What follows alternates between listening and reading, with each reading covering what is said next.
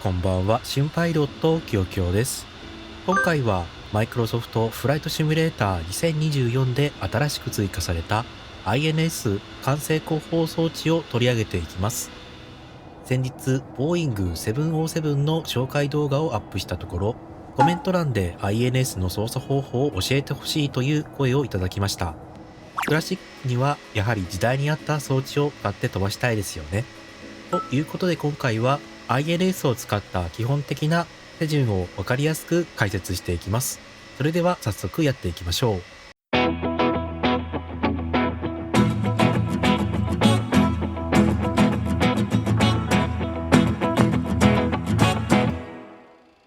707のコックピットにやってきました。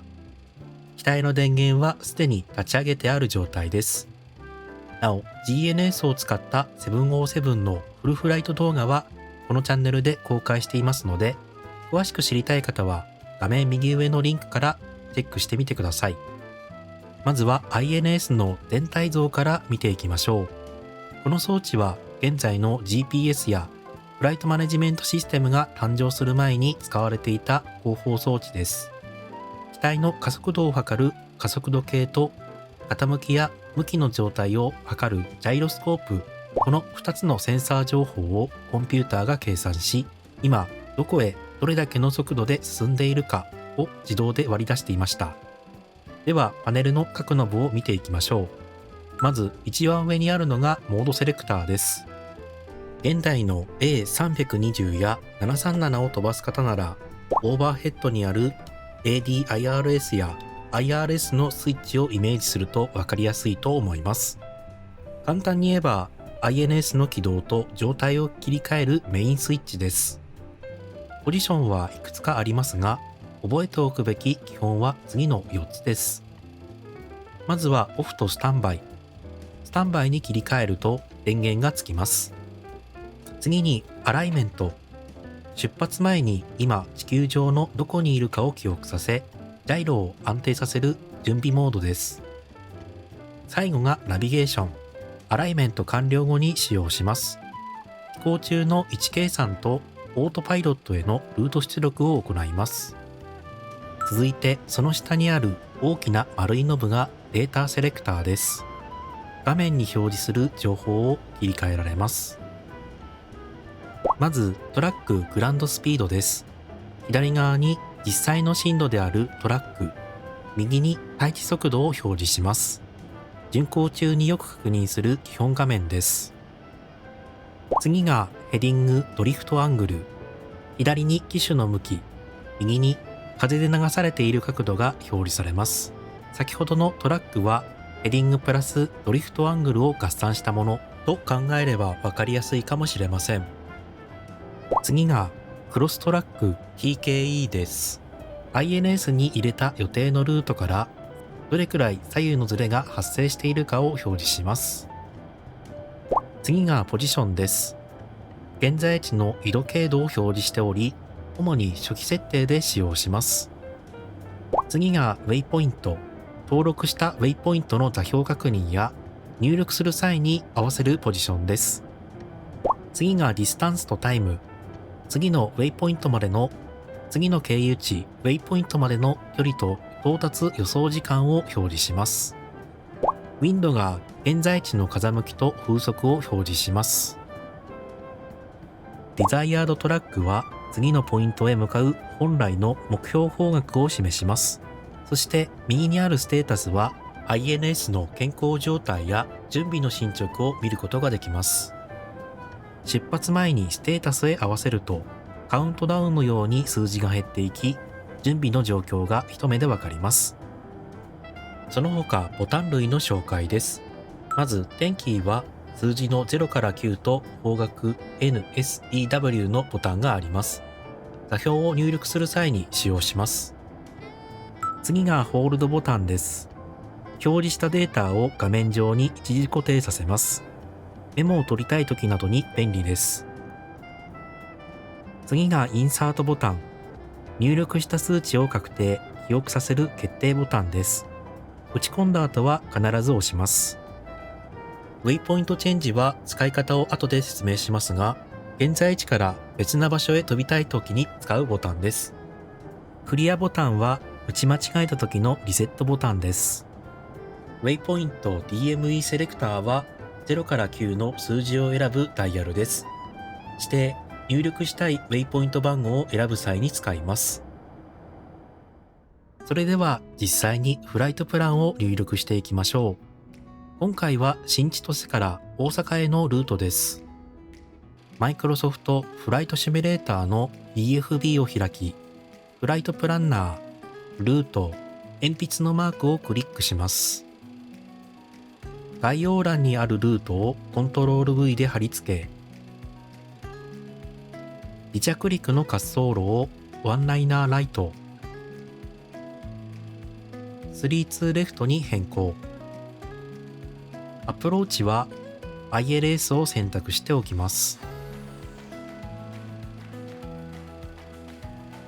ここまでできたらルートをアビオニクスに送信してください。次に757アプリを開き、芝タブ、右上の歯車マークを押します。初めて INS を使う方は、設定を以下のように変更しておくのがおすすめです。まず、アラインタイムをインスタント、ドリフトシミュレーションをオフ、インポートプロシージャー、オートシンクトゥ INS を両方オン。なお、今回の動画では手順説明のため、ドリフトシミュレーションのみオンにして解説を進めます。続いて現在地を入力してアライメントを行っていきます。モードセレクターをスタンバイ。データセレクターをポジションに合わせてください。本来 GPS のない INS では現在地を手動入力する必要がありますが、マイクロソフトフライトシミュレーターの簡易手順なら、ウェイポイント DME セレクターを0にして、インサートを押すだけで現在地がセットできます。リアルに進めたい方の手順も一緒に紹介しておきます。まずは現在の緯度・経度を確認する必要があります。探し方はマイクロソフトフライトシミュレーターの場合、エアポートのチャートを開いて、自分の機体がいるスポット番号を確認します。チャートの上の方にある同じ番号を確認すると、その場所の緯度・経度が書かれているのがわかります。大きな空港の場合、ゲートの看板に書かれていることもあります。今回は新千歳空港のスポット11番、北緯42度 47.2 分、東経141度 41.0 分です。ウェイポイント DME セレクターを0にします。テンキーを使って緯度と経度を順番に入力し確定していきます。最初に北緯の2か南緯の8を入力します。今回は北緯なので2です。その後は42、472と打ち込み、最後にインサートボタンを押します。表示部に N42、47.2 と表示されたことを確認したら、次は統計の6か整形の4を押します。ここは統計なので6です。141、410と打ち込み、最後にインサートボタンを押します。座標の入力と確認が完了したら、モードセレクターノブをスタンバイからアラインに切り替えます。データセレクターをステータスに合わせると、アライメントのカウントダウンが表示され、準備の進行状況を確認できます。今回はアラインタイムを調整したので一瞬ですが、右側が05となれば OK です。リアルタイムにしている場合、緯度が高くなるほど時間が多くかかります。アライメント完了を示すグリーンランプが点灯したら、モードセレクターをナブポジションにします。続いて経由地を入力していきます。ウェイポイント DME セレクターを回して登録したい番号に合わせます。データセレクターをウェイポイントに合わせます。あとは先ほどと同じように、北緯〇〇インサート、統計〇〇インサートと座標を入れていきます。ただし、芝 INS が一度に記憶できるのは最大9個まで。長距離のルートでは飛んでいる最中に先にある経由地を上書き入力していく必要があります。ですが毎回打ち込むのは大変ですよね。ここで EFB を活用しましょう。インポートルートを押せば一瞬で9桁のポイントが挿入されます。プロシージャーとオートシンクをオンにしておけば離陸と空港に近づくルートの反映や飛行中のポイントの上書きも全て自動で行ってくれます。というわけで初期位置さえ合わせればあとはお任せで OK なんです。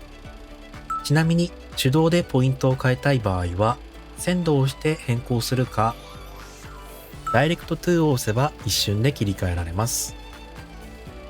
この INS に沿ってフライトさせる場合はソーススイッチをナブ、計器の表示をナブ、そしてオートパイロットを操作する際はスイッチをナブの位置に設定しておきましょう。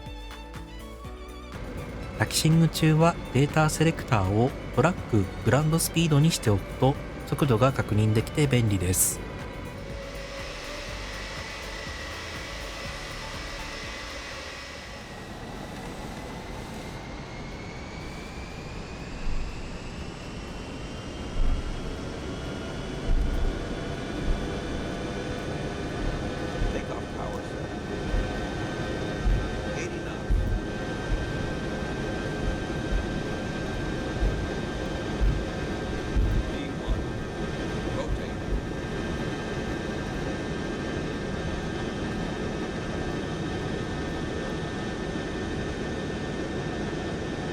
Positive rate. You're up. Speed check. Select plan.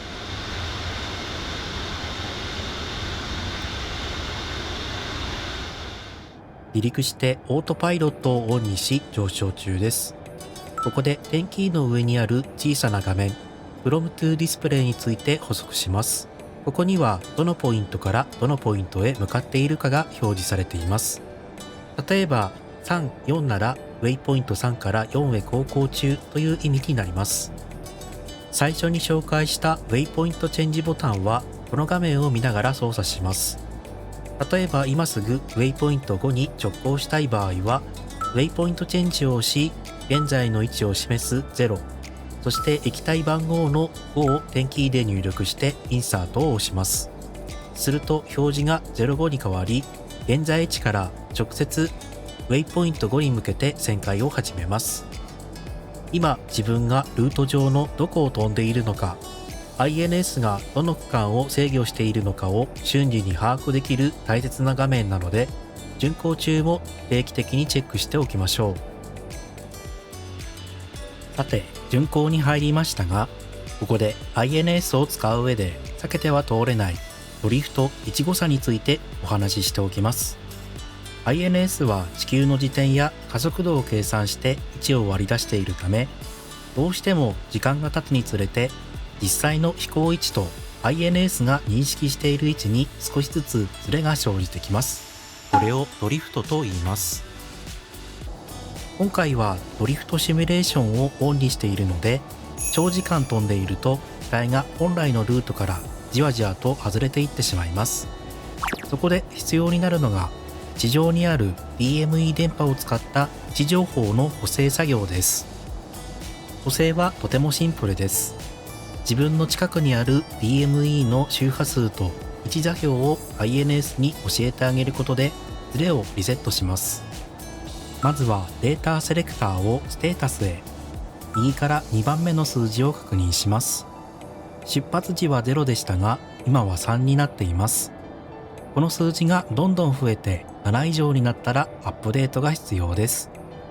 今回は富山の VORDME で修正を行います。データセレクターをウェイポイントに合わせます。ウェイポイント DME セレクターで使っていない番号を選びます。7を押し DME 入力モードにします。DME 局の緯度・経度を入力しインサート、3を押して DME 局がある標高と周波数の入力に移ります。2を押します。DME ステーションの高度を1000フィート単位で四捨五入します。今回は116フィートのため0とインサートを押します。次に4を押します。周波数の入力になるので 110.85 を入力しインサートを押します。これで DME 局の情報が入りました。NAV1 周波数をこの DME に合わせ局から250回り以内に入ったら From to の画面が点滅しているのでウェイポイントチェンジ1を押してインサートを押します。これで1補正に使う DME が選択された状態になります。データセレクターをステータスに変更。4を押して位置更新を実施します。うまくいくと右から2番目の数字が徐々に減り始めてきます。位置補正を終了する場合は5を押してインサートを押してください。目的地の大阪まで100ノーティカルマイルほどになったので降下を開始していきます。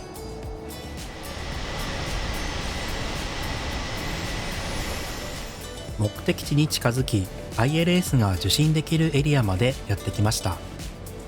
NAV 周波数を 110.1 にセット。現在飛んでいる方位にヘディングバグを合わせたらオートパイロットをヘディング、ソーススイッチを VOR ローカライザー、オートパイロットを GS オートにします。これで ILS 電波を捉えて自動で降下してくれるので、そのまま滑走路へアプローチして着陸しましょう。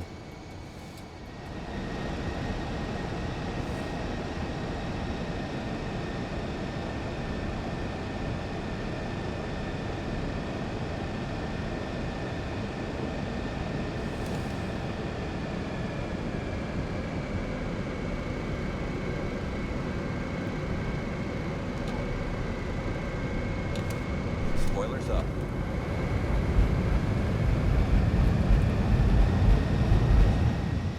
ということで、今回は2024における INS の操作方法をご紹介しました。DME 修正などの操作は少し複雑ですが、大変な場合は設定でドリフトをオフにして手軽に楽しむこともできます。これからマイクロソフトフライトシミュレーターでもレトロなクラシック機体が増えてくると思いますので、707を手に入れて挑戦してみてはいかがでしょうか。今回のガイドが少しでも参考になったという方は、ぜひ高評価とチャンネル登録をよろしくお願いいたします。それではまた次回の動画でお会いしましょう。良いフライトを。